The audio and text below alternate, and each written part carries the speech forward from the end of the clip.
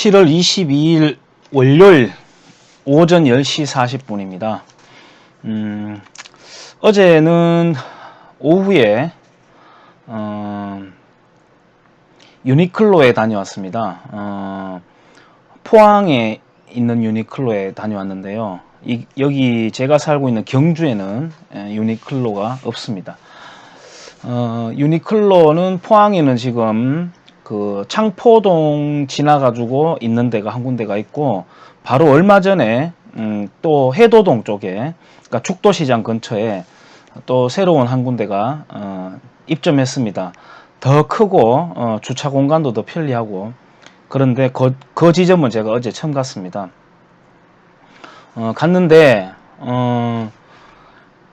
아주 한산했습니다. 한산했고, 제가 지난번부터 사려고 했던 그 감탄 팬츠라고 있습니다. 그 바지인데요. 신축성이 있고 시원하고 아주 좋습니다. 그래가지고 아무래도 남자들은 또 상가집도 좀 다녀와야 되고 하니까, 그럴 일들이 있으니까 저는 뭐 정장이 그렇게 많이 있는 편이 아닙니다. 일이 아무래도 이렇다 보니까 체육복이라든지 뭐 캐주얼복은 많이 있는데 정장이 없습니다. 그래서 뭐 좋은 정장 사기보다는 소문 나 있는 그 감탄 팬츠라는 바지 한번 사봤습니다. 샀는데 허리 사이즈가 아주 세분화되어 있어가지고 제가 입어보니까 딱 제 몸에 맞아가지고 아주 마음에 들어가지고 두 개를 사고 뭐 여러가지 사서 이제 집에 돌아왔는데, 자꾸 지금 일본 이야기를 또 하게 돼가 좀 질릴 것 같기도 한데, 어제 굉장히 한산했어요. 예를 들어서 제가 사는 사이즈, 제가 필요한 사이즈는 동나기가 아주 빠르게 동나는데, 그리고 그 바지를 입어보는 그 탈의실도 자리가 잘 안 날 정도로 원래 유니클로는 붐빕니다. 계산대에서도 줄을 서야 될 정도니까요. 근데 어제는 그 넓은 매장에 제가 사람을 이렇게 쭉 세보니까 한 10명이 됐나요? 정말 한산하고 직원 수 비슷한 만큼의 손님이 있었습니다. 그런데 그 직원들도 그럼에도 불구하고 손님이 지나갈 때마다 친절히 모시겠습니다 이런 멘트도 날리고 아주 열심히 하는 모습을 보면서 이제 곧 빨리 풀려가지고 정상화되어가지고 됐으면 좋겠다 이런 마음의 응원을 하기도 했습니다. 지금 한국에서는 반일 감정, 그다음 일본 제품 불매 운동 하면서 굉장히 우리끼리라는 어떤 애국심에 아주 훈훈하게 젖어 있을지는 모르겠습니다만, 전 오히려 그렇게 열심히 하는 그 상인들의, 또 거기 일하는 사람들의 태도를 보면서 오히려 더 이렇게 안아주고 싶은 느낌을 받았습니다. 그러니까 역시 저는 그런 어떤 사구려 민족 감정 같은 것보다는 실질적으로 열심히 땀 흘려서 일하는 사람들, 그래서 서비스와 그 다음에 소비자가 지불하는 금액을 등가 교환하는 그런 어떤 시장 메커니즘에 더 끌리는 것 같다는 걸 어제 또 제 마음을 한번 체크해 보기도 했습니다. 제가 왜 다들 꺼려하고 안 가려고 하는 유니클로에 어제 갔냐 하면 약간의 반발심 때문이었어요. 뭐 가면 어떤데 하는, 집단적으로 몰려가는 이런 걸 저는 굉장히 질색입니다. 제가 어떤 지식이 있어서 어떤 구조가 짜져 있어서 그런 게 아니라, 예전부터 조류독감 때 뭐 삼계탕 먹으러 안 가고, 정말 제 태권도장 바로 길 건너편에도 이 경주에서 제일 장사 잘 되는 삼계탕 집이 있긴 한데, 조류독감 와버리면 정말 팔이 날리거든요. 저는 일부러 꼭 사 먹으러 가요. 그러면은 그 고기 내부의 온도가 70도 이상에 올라가는 상태로 끓여버리면 괜찮다는 게 과학이지 않습니까? 뭐 과학도 나중에 시간이 지나면 이렇게 검증 방식이 달라지면서 뒤집어지기도 하지만, 그래도 이 가짜가 판치고 진실을 추구해야 되는 시대에 그나마 믿을 거는 과학밖에 없지 않습니까? 그래서 저는 그냥 먹으러 갑니다. 가면 거기 사장님 또 되게 반가워하고 서비스도 더 잘 나오고 사람들이 안 붐비니까 시원하게 앉아서 먹고 좋아요. 그다음에 그 광우병 그 촛불 난동이 저는 난동이라고 이야기하는데요. 그런데 그거는 국가 내란죄로 지금 이제 시간이 지났으니까요. 국가 내란 선동죄로 처벌해야 되는 거 아닌가 모르겠어요. 그냥 지나가도 될란가 모르겠습니다. 그때도 역시 뭐 광우병에 대한 뭐 제가 정보가 있습니까? 예를 들어 그 뒤로 안 거지만 퓨리나 사료라고 하나요? 퓨리나 맞죠? 그게 호주, 일본, 미국, 그다음에 한국 소들에게 먹이죠. 그래서 그 마블링을 만드는 겁니다. 일종의 이제 그 비만소를 만드는 거죠. 소 비계. 저도 시골에서 어릴 때 자라면서 소풀 뜯어 먹이고 하고 동네에서 불법 도축을 시골에는 가끔씩 해요. 잡아가지고 먹고 했는데 그 소고기하고는 완전히 달라요. 지금 나오는 소고기들은. 우리가 마블링이라고 이렇게 하잖아요. 그게 사실은 씹기에는 이렇게 좋겠지만 부드러워서 그게 다 소 비계거든요. 일종의. 그래서 건강에 안 좋아요. 그거 많이 먹으면. 근데 건강에 안 좋은 걸 우리는 A2뿔 이렇게 해서 더 등급을 매겨가지고 비싼 돈을 주고 건강에 안 좋은 고기를 사 먹는 우스꽝스러운 이 구조 속에 있긴 한데요. 어쨌든 그런 논리는 이론은 그 당시에는 몰랐어요. 다만 여태까지 실컷 잘 먹다가 다들 와이라노 이런 생각은 있었습니다. 그런 게 저는 이상했어요. 정말. 그리고 그때 들리던 소문도 그때 박영선 씨인가요? 그 좌익 정치인들 그 자식들 보니까 다 해외에서 공부하고 있더라고요. 그 해외에는 우리 한국과는 달리 우리는 고기를 뭐 주식이라기보다는 반찬 개념으로 이렇게 먹거나 뭐 특별한 날에 먹거나 이런데 그 미국 같은 데는 고기가 주식입니다. 햄버거 속에도 들어가고요. 근데 자기 애들은 먹일 텐데 이런 생각에서 야 이건 아니다 하는 찝찝함이 있었습니다. 그게 떼거리로 몰려다니는 것 질색인 저의 기질과 맞물려 가지고 저는 그런데 동조하지 않았습니다. 근데 오히려 미국 소고기 한 먹자 했는데 그게 그때 금수 조치가 되었죠. 그 수입이 안 되었다 보니까 먹지는 못했는데 그 한 번에 어떤 태풍처럼 파동이 지나가 버리고 난 뒤에 미국산 소고기가 딱 들어왔는데 제가 사러 가니까 동나버렸어요.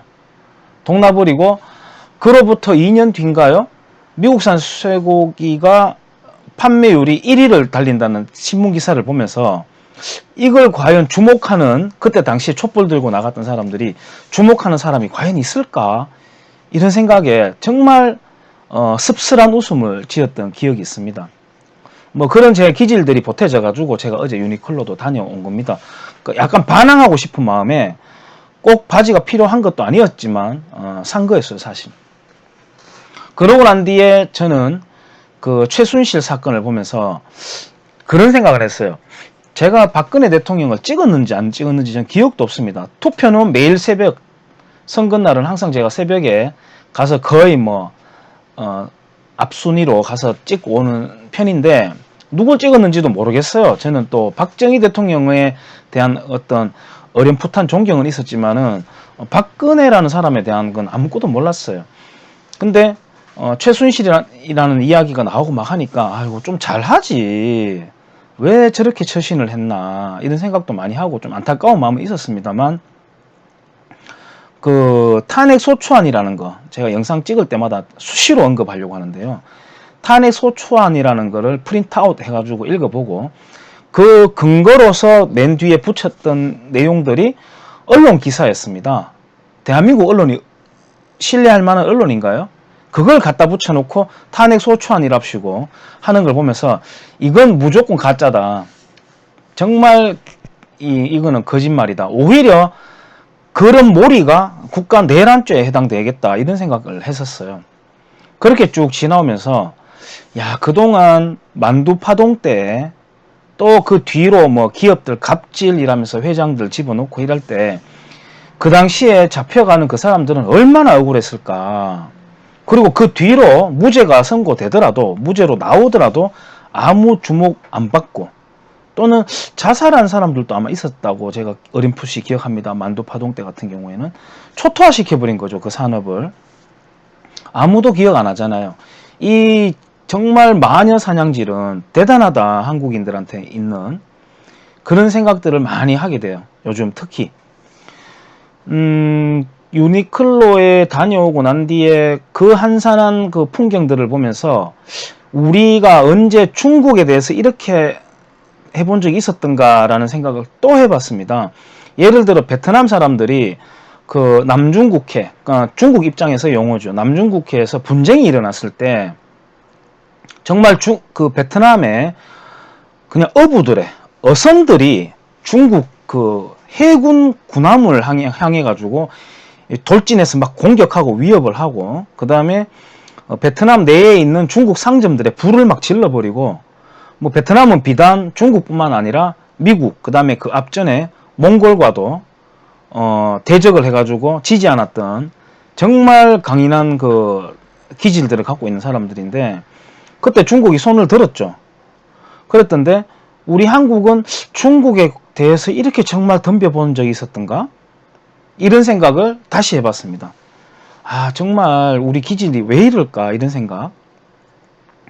이번에 그 한일 경제 충돌이 일어나면서, 이건 단순히 경제 충돌이 아니죠. 역사 싸움이 또 벌어진 건데요. 저는 이걸 받아들이면서 우리 한국인들이, 국민들이 이렇게 했으면 하는 바람이 있었습니다. 야, 그거 과거에 박정희 정권 때, 또 심지어 노무현 정권 때도 다 했던 거 아니냐. 그리고 국가 간의 국제 조약 아니냐. 그걸 비틀면 어떡하느냐. 그리고 그런 거 해봐야 만약 고달파지는 거는 국민들 뿐이더라. 경험해보니. 그렇게 해서 정부를 오히려 좀 정부가 좀 뻘쭘하게 만들어버릴 줄 알았어요. 또 그렇게 했으면 하는 바람이 있었습니다. 근데 그 전혀 반대 방향으로 가더라고요. 뭐 불매운동하고 태권도 하는 애들 데리고 나와가지고 그 송판에 뭐 일본 상징 붙여놓고 깨는 퍼포먼스 하고, 그걸 보면서요. 특히 청와대에 있는 인간, 그 다음에 뭐 더불어민주당에 있는 그 인간들도 뭐 의병을 일으켜야 된다느니 깡으로 싸우자고 한다더니, 제가 살면서 애들 싸움 때문에 어른 싸움으로 번진다는 말은 들어도 어른이 애들 싸움 부추긴다는 말은 생전 처음 봤습니다. 물론 저는 대통령이라고 하더라도, 하다못해 대통령이라 하더라도 5년제 선출직 공무원이라고 생각하기 때문에 전혀 내 위에 있다는 생각을 안 하는 사람입니다. 그건 누구도 마찬가지입니다. 대통령 박근혜 씨라고 말할 수도 있어야 됩니다. 우리가 지금 상감마마 모시는 시대에 백성이 아니지 않습니까? 또 저는 그 사람들보다 동등하다보다는 오히려 내가 월등하다는 점도 있다고 생각해요. 오만하게 들릴지도 모르겠지만 어쨌든 너무 이렇게 우러러 본다는 거는 말이 있을 수가 없습니다. 제 삶의 기준에서는. 그런데 그렇기 때문에 그들은 어른이고 우리 국민들은 애들이다, 이런 생각은 없지만, 어쨌든 정책을 이끌고 가는 입장에서 국민들을 추스리고 냉정을 찾을 수 있게 하고 이성적으로 판단을 내릴 수 있게 하지는 못할 망정 싸움 붙입니다. 싸워 화내. 물론 조국이라는 사람, 그 다음에 더불어민주당에 있는 좌익 정치인들이 왜 그런지는 뻔한 거죠. 그 사람들이 할 수 있는 거는 한일 감정, 한일 관계에서 반일 감정을 부추기고, 그 다음에 한일 관계를 파탄내기 위한 게 그 사람들의 목적이기 때문에 그럴 수밖에 없죠. 그러니까 아주 신났어요. 그 사람들 요즘 보면은 페이스북에다가 이렇게 하고, 기자들 듣는 데서 이렇게 멘트 날리는 거 보면 대단해요. 굉장히 신나가지고 마치 그 사업 난 집에 불구경하듯이 부추기고 막 난리 났어요. 제가 그 사람들을 보면서 도대체 이런 자들한테 뭘 맡길 수 있단 말인가. 시민단체, 조그만 정말 작은 도시에 거기에서도 친목 시민단체 회장들보다 못해요. 저런 사람들한테 나라를 맡기고 있는 게 이 불안해서 도저히 볼 수가 없다, 이런 생각을 가졌습니다. 마무리는 늘 국민들인데요. 진짜 국민들이 좀 바뀌었으면 좋겠습니다. 바뀌어서 국민들 데리고 장난치지 마라. 정말 국민들을 개돼지처럼 이리저리 질질 끌고 다니지 마라. 이런 국민들이 좀 많이 나왔으면 좋겠습니다.